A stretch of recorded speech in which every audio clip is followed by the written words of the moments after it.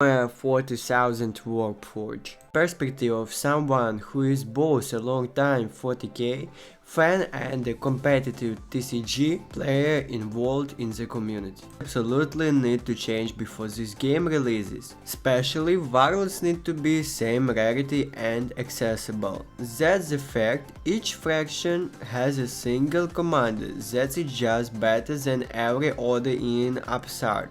Not conducive to creative deck building and heavily contributes to the reason this game feels extra pay to win. Draft needs to either not cost dollars and be an individual game mode, or let you keep the cards you draft for highest cost, and working for what will average out to a single pack for greater than 50% of player is not very rewarding. Currently, you are unable to add a large amount of cards than decks in. It's aggravating, clunky and unnecessary. Drop the premium pass and make it free, or increase the progression rate by maybe 250-300%.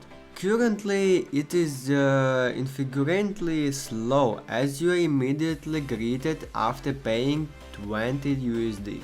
With a progression plan that will not result in a payable deck without hundreds of hours of grading. Starter deck need to be more focused.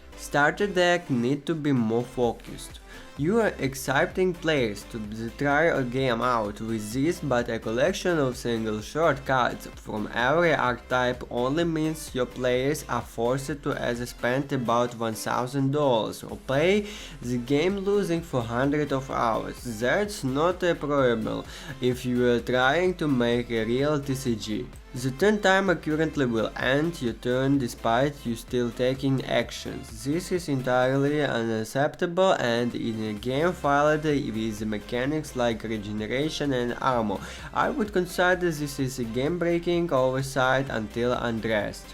The fix for this is extremely simple, just prevent the timer from triggering for 5 seconds after the active player completes an action. This has lost me several games at this point, and it is incredibly frustrating when you have to wait for all the animation to complete and stack up your limited time to make plays. You currently have to begin playing your turn before you are actually finished painting. It would keep out with the animation timer drain. Priority feedback here is on the ingenious monetization and lack of the progression. Just to be clear, there are plenty of balance issues I think should probably be investigated, especially compressing that curve of early game drops a bit so that board vibes are more consistent.